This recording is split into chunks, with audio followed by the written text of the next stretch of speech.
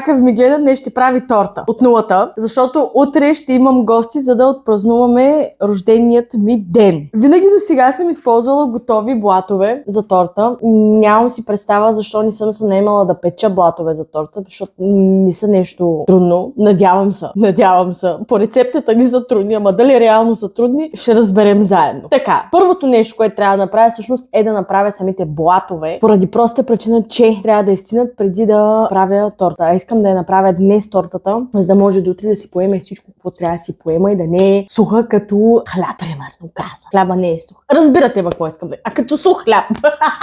По принцип, рецептата, която четах за блатовете, пише, че тавата или там каквото... По принцип трябва да е форма за блатове. Аз нямам такова нещо, така че ще използваме тава. Пише, че трябва да е 24 см. Сега, 32 см, вътрешно да го кажем, че е 30. Което е с 6 см повече, което е доста голяма разлика, но пък е плитко. Така че се надявам тия 6 см да са...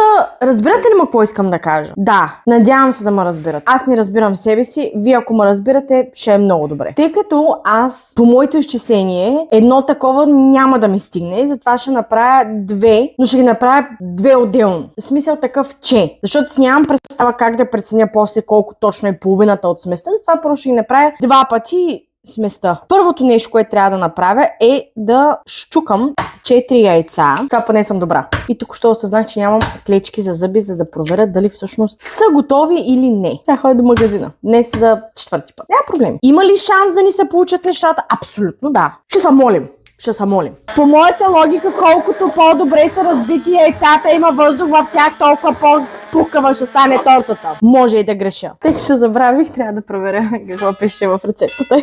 Нямам мерило, защото все още нямам почти нищо тук. Чичо, асистентчо, ChatGPT ми каза, че 150 грама кафява захар, нерафинирана, кафява захар се равняват на 11 такива лъжици. Така че букуче 7, напълно достатъчно. И сега трябва това да го миксирам. Брашно. И по същия начин проверих. Пишеше 16 до 17 лъжици е 130 грама брашно. Ако ChatGPT ме изложи за мерките, ще е интересно. И 40 мл купих олио специално за тази торта, защото принципно не използвам. 2 лъжици олио. И бак пулвер. Това ми се струва като много бак пулвер. Наистина, 10 грама бак пулвер не е ли много? Едното пакетче е достатъчно за около 500 грама брашно. Никакъв случай няма да слагаме целият бак пулвер. И взех една ванилия да сложа вътре, което ни го пише в рецептата, ама така го почувствах. Като бях малка, баба ми много обичаше да пече, прабаба ми всъщност много обичаше да пече кексове. И на мен любимата ми част беше, като пече кексове, взимам ванилията и така си я натърквам. Като парфюмче. Да. Как ли трябва да изглежда? Защото аз нямам никаква представа. Вкусно е! Май. Цялата кухня ще стане дармадан. Време е да сложим фолио. Фолио. Извинете, обърках думата. Такава кухненска хартия. Трябват ми ножици. Къде са моите ножици? Сега гледайте моя хак. Приблизително сгъваме. Гледайте си някакво правим тук. Сгъваме го още веднъж. От тук го правим на триъгълниче. И от тук го правим на още едно триъгълниче. Слагаме го приблизително в средата. И виждам моето, че трябва да го дрежа от тук. Да видим моят хак дали ще получи лиф. Горе-долу. Трябва ли да намажа това с олио? Не, нали? Няма да го мажа. Добре, изсипваме. Боже, дано да стане. Това имам чувство, че ще стане меко казано супер тънко. Надяваме се просто да порасне. Слагам го да се пече в предварително загрята фурна на 180 градуса и ще се върна след 30-40 минути някъде. Ако ви кажа, че ми се реве, ще ми повярвате ли? Не знам дали може да видите.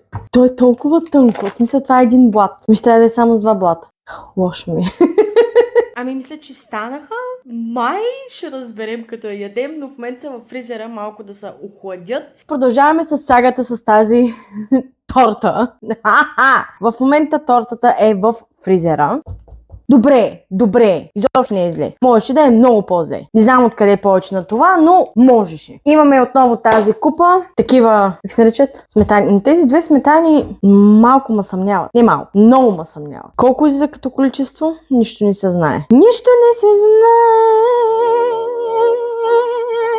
Колкото излезне, толкова. Но първо да ви кажа ли какво трябва да направя? Да си подготвя плодовете, защото тази сметана спада бързо. Да. Какви ще бъдат моите плодове? Нищо кой знае какво. Прасковица, ягодица, банановица. Плодовете ми са готови. Имаме всичко, което ви изборих преди малко, просто нарязано. Да. В тази чаша има що годе топла вода. Към нея ще добавя захар. И да, знам, че е супер нездравословно. Наясно съм, не сме тук за здравословното. Това е торта. Това ще го оставя на страна да се разтопява спокойно, докато аз всъщност разбърквам сметаната. Сега, като нямам миксер, се надявам да се случат нещата. Но преди всъщност да започна с сметаната, ми трябва нещо друго, нещо малко по-така. Дай ми сили.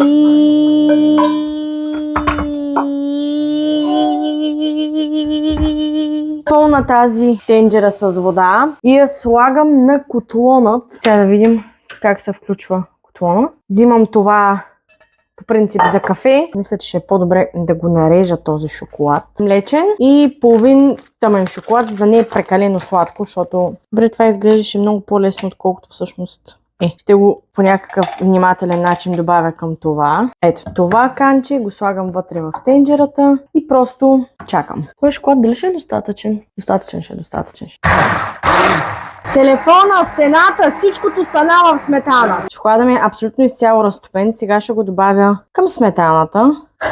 Не желая да казвам колко време ми отне. Предпочитам да не казвам, но сметаната е готова. Сега, дами и господа, взимаме си нещо, което се води блат. Ми коментираме колко зле изглежда блата. Ще направя дупки. Сега взимам от водичката и поливам. Някак си се надува.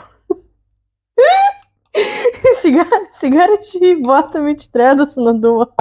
Аз приключвам, разбирате ли ма? Слагаме сметана. Имаме тази основа, база, както искате го наричате, изглежда пократено зле, но нас това не ни интересува, защото реално никой няма да я гледа по този начин, нали? Това не е пица. Сега нареждам прасковката.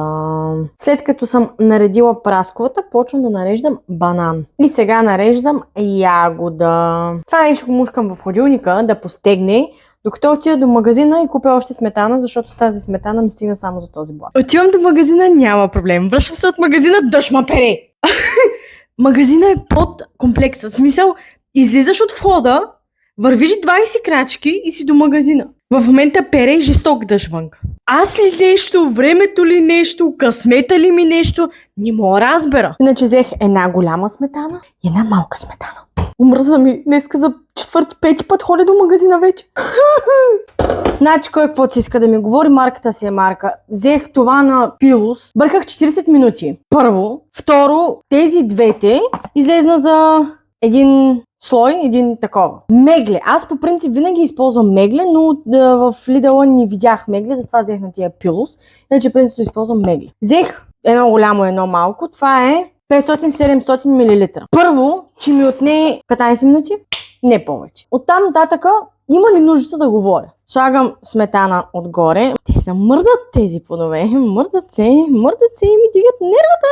Слагам следващият слой и ще го притисна хубавичко. И като цяло повтарям едно и също нещо с този слой и с другия слой. Може би най-грозната, кривата и най-вероятно не ядяща се торта, която съм правила през живота си. Не искам да коментирам. Прилича на куп сметана. Сега ще разтопя шоколад, за да полея отгоре, да украся малко и се надявам поне украса да спаси положението, а блатовете се надявам да са поне на 10% яшни. Ако надолу изглеждаше по-добре, щяхме да сме топа. Да. Не имам думи, брат ми. И мисля, че съм готова. Показвам ви набързо и я слагам в ходилника веднага да стяга. Ето я как изглежда. Красота, знам, няма по-красива от нея. Просто е великолепна. Тук почна да се разтича. Да. И сега аз заслужено ще седна да си изям плода, който ми остана. Много обичам, мили мои пителчета, благодаря, че гледахте. Съжалявам, че беше толкова трагично зле. Но все пак, опитах се, дадах всичко от себе си. Не винаги плановете стават така, както искаме, но пък важното е, че даваме всичко от себе си и ни спираме. Обичам ви и чао! Обожавам!